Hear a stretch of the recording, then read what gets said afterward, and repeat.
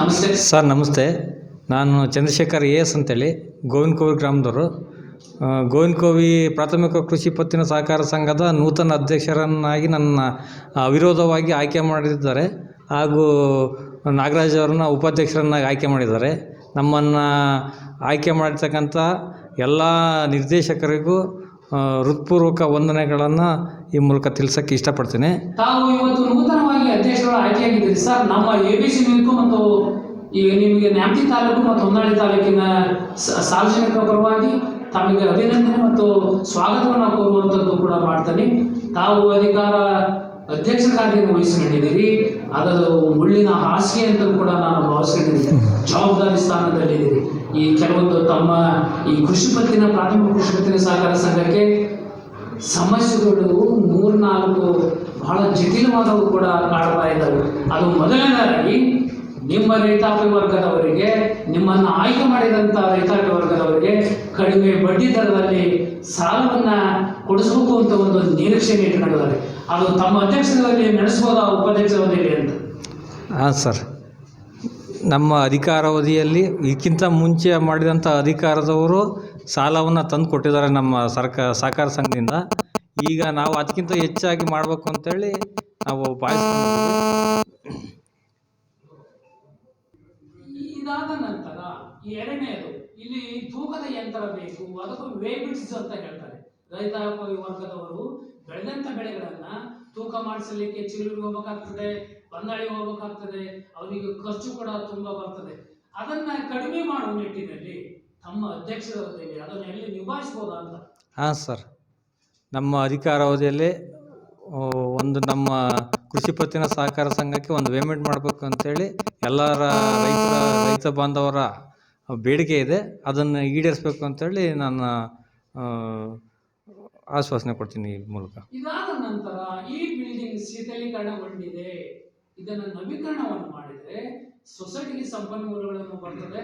ಆಮೇಲೆ ಕಮರ್ಷಿಯಲ್ ಕೂಡ ಬೆಳವಣಿಗೆ ಆದರೆ ಅದು ಅನುಕೂಲ ಆಗ್ತದೆ ಅಂತ ಹೇಳಿ ಅದೊಂದು ರೈತಾಪಿ ವರ್ಗದ ಬೇಡಿಕೆ ಇದೆ. ಅದನ್ನ ಯಾವ ಥರ ನಿಭಾಯಿಸುವಂಥದ್ದು ನಿಮ್ಮ ಅಧ್ಯಕ್ಷರ ಅವಧಿಯಲ್ಲಿ ಮಾಡ್ತೀರಿ ಅನ್ನೋದು?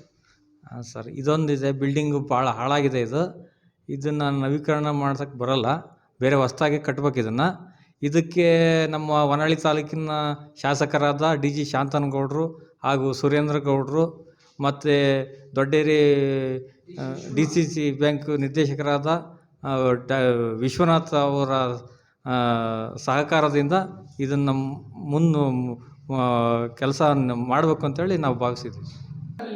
ಹೊನ್ನಾಳಿ ಹೋಗ್ಬೇಕಾಗ್ತದೆ, ಖರ್ಚು ಕಡಿಮೆ ಹೆಚ್ಚಿಗೆ ಬರ್ತದೆ.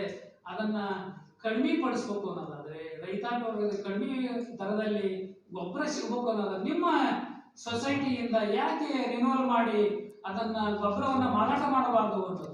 ಹಾಂ ಸರ್. ಇಲ್ಲಿ ಈ ಸಹಕಾರ ಸಂಘದ ಗೊಬ್ಬರದ ಲೈಸೆನ್ಸ್ ಇದೆ, ಅದು ರದ್ದಾಗಿದೆ. ಅದನ್ನು ಮತ್ತೆ ಚಾಲ್ತಿಗೊಳಿಸಿ ಮುಂದೆ ಗೊಬ್ಬರ ತರಬೇಕು ಅಂತೇಳಿ ನಾವು ಹೊಸದಾಗಿ ತೆರೆಯುವಂಥ ಕೆಲಸ ಮಾಡಬೇಕು ಅಂತ.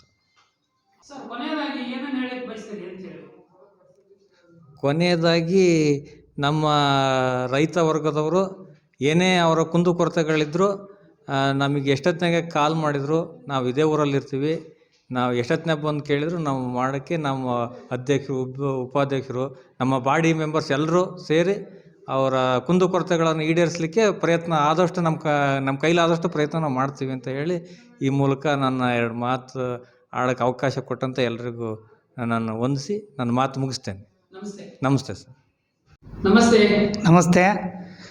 PB ನಾಗರಾಜಪ್ಪ, ಬಸವನಹಳ್ಳಿ, ಗೋವಿನಕೋವಿ ಪ್ರಾಥಮಿಕ ಕೃಷಿ ಸಹಕಾರ ಸಂಘದ ಮೊನ್ನೆ 30ನೇ ತಾರೀಕು ಚುನಾವಣೆ ಆದಂಥ ನಂತರ ಎಲ್ಲರೂ ನಮ್ಮ ರೈತ ಬಾಂಧವರು ಸಹಕರಿಸಿ ನಮ್ಮನ್ನು ಚುನಾಯಿಸಿ ಗೆಲ್ಲಿಸಿ, ಅದೇ ರೀತಿ ಚುನಾವಣಾಧಿಕಾರಿಗಳು 11ನೇ ತಾರೀಕು ನಿಮ್ಮ ಅಧ್ಯಕ್ಷರು ಉಪಾಧ್ಯಕ್ಷರು ಆಯ್ಕೆ ಇದೆಯಪ್ಪ ಅಂತ ಎಲ್ಲರಿಗೂ ನೋಟಿಸ್ ಕೊಟ್ಟಿದ್ರು. ನಮ್ಮ ಈ ಬಾಡಿ ಇಲ್ಲಿ ಗೆದ್ದು ಬಂದಂಥ ನಿರ್ದೇಶಕರು ಮತ್ತು ಡೈರೆಕ್ಟರ್ ಆದಂಥವರು 12 ಜನ ಆಗ ಇದ್ವಿ. ಇಬ್ಬರನ್ನ ಅಧ್ಯಕ್ಷ ಮತ್ತು ಉಪಾಧ್ಯಕ್ಷನ ಅವಿರೋಧವಾಗಿ ಆಯ್ಕೆ ಮಾಡಿದರು. ಅವರೆಲ್ಲರಿಗೂ ಅಭಿನಂದನೆ ಸಲ್ಲಿಸ್ತೀನಿ. ಒಂದು ಸರ್, ನಿಮ್ಮ ಸೊಸೈಟಿಯಲ್ಲಿ ಅತಿ ಸೂಕ್ಷ್ಮವಾದ ವಿಚಾರಗಳು ಇದೆ ಅಂತ ಹೇಳಿ ಸಂಪನ್ಮೂಲಗಳನ್ನು ಕಲೆಕ್ಟ್ ಮಾಡಬೇಕು ಅನ್ನೋದಾದ್ರೆ ಪಿಗ್ನಿ ಏಜೆಂಟ್ ಬೇಕು ಅನ್ನೋದು ನಿಮ್ಮ ಹೊಸ ಸೃಷ್ಟಿ ಇದು. ಹೌದು, ಇತ್ತು ಹೌದು. ಅಂತ ನಾನು ಭಾವಿಸ್ಕೊಂಡಿದ್ದೀನಿ.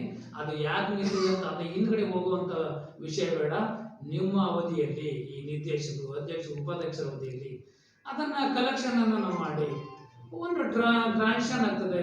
ಅಲ್ಪ ಸ್ವಲ್ಪ ರೈತಾಪಿ ವರ್ಗದವರು 50 ರೂಪಾಯಿ 100 ರೂಪಾಯಿ ಕಟ್ಟಿದ್ರೆ ನೆಕ್ಸ್ಟ್ ಗೊಬ್ಬರ ತೆಗೆದುಕೊಂಡು ಹೋಗುವಂಥದ್ದು ಸ್ಥಿತಿ ಅನುಕೂಲ ಆಗುತ್ತೆ ಅಂತಲೂ ಕೂಡ ಅನ್ಕೊಂಡಿದ್ದೀನಿ. ಅದ್ರ ಬಗ್ಗೆ ನೀವು ಕೇಳ್ತಾರೆ ಸರಿ ಇದೆ. ಈಗ ಸೊಸೈಟಿಯಲ್ಲಿ ಫಸ್ಟು ಕೌಂಟ್ರುಗಳು ಓಪನ್ ಮಾಡಬೇಕು. ಇಲ್ಲೇ ಪಾಸ್ಬುಕ್ ತಗೊಂಡು ಇಲ್ಲೇ DCC ಬ್ಯಾಂಕ್ ಎಲ್ಲೋ ಎಂಟ್ರಿ ಮಾಡ್ಸ್ಕೊಂಬರ್ತಿದ್ದಾರೆ. ಆಗಬಾರ್ದು. ಇಲ್ಲೇ ಪಾಸ್ಬುಕ್ ತಗೊಂಡು ಇಲ್ಲೇ ಎಂಟ್ರಿ ಮಾಡಿಸೋ ಒಂದು ವ್ಯವಸ್ಥೆ ಆಗಬೇಕು. ಆಮೇಲೆ ಒಂದು ಪಿಗ್ನಿ ಕಲೆಕ್ಟ್ ಮಾಡಿದರೆ ಒಬ್ಬ ನಿರುದ್ಯೋಗಿಗೆ, ಒಬ್ಬ ವಿದ್ಯಾವಂತಿಗೆ ಒಂದು ಕೆಲಸ ಕೊಟ್ಟಂತ ಆಗುತ್ತೆ. ಈಗ ನಾವು ಬಂದಿರೋದು ಅದನ್ನೆಲ್ಲ ಮಾಡಬೇಕು ಅನ್ನೋ ನಮ್ಮ ಕನಸಲ್ಲಿದೆ. ಹಾಗೂ ಗೊಬ್ಬರ ತರೋಕ್ಕೆ ಅದು ಹಿಂದೆ ಬಾಡಿನಲ್ಲಿ ಯಾಕೋ ಏನೋ ಕುತಂತ್ರ ಇದರಿಂದ ಲೋಪದೋಷದಿಂದ ರದ್ದಾಗಿತ್ತದು. ಅದನ್ನು ಕೂಡ ಮತ್ತೀಗ ಲೈಸೆನ್ಸನ್ನು ರಿನ್ಯೂವಲ್ ಮಾಡೋಕ್ಕೆ ನಮ್ಮ ಮುಖ್ಯ ಕಾರ್ಯನಿರ್ವಹಿಸಿ ಜಗದೀಶ್ ಸರ್ಗೆ ಹೇಳಿ, ಅಧ್ಯಕ್ಷರು ಮತ್ತು ನಾವು ಸೇರಿ ಹೇಳಿ ಅದನ್ನು ರಿನ್ಯೂವಲ್ ಮಾಡಿಸಿ ನಮ್ಮ ರೈತರಿಗೆ ಅನುಕೂಲ ಆಗೋ ರೀತಿಯಲ್ಲಿ ಮಾಡೋಕ್ಕೆ ವಿಶ್ವ ಪ್ರಯತ್ನ ಪಡ್ತೀವಿ. ರೈತರಿಗೆ ಒಳ್ಳೆ ಕೆಲಸ ಮಾಡಿಕೊಂಡು ನಾವು ಬಂದಂಥ ಅವಧಿಯಲ್ಲಿ 5 ವರ್ಷದಲ್ಲಿ ಒಳ್ಳೆ ಕೆಲಸ ಮಾಡಿದರು ಅನ್ನೋ ಒಂದು ಹೆಸರು ತಗೊಬೇಕು ಅನ್ನೋ ಒಂದು ಹೋರಾಟ ನಮ್ಮದು ಸದಾ ರೈತರಿಗೋಸ್ಕರ ಸದಾ ಇರುತ್ತೆ.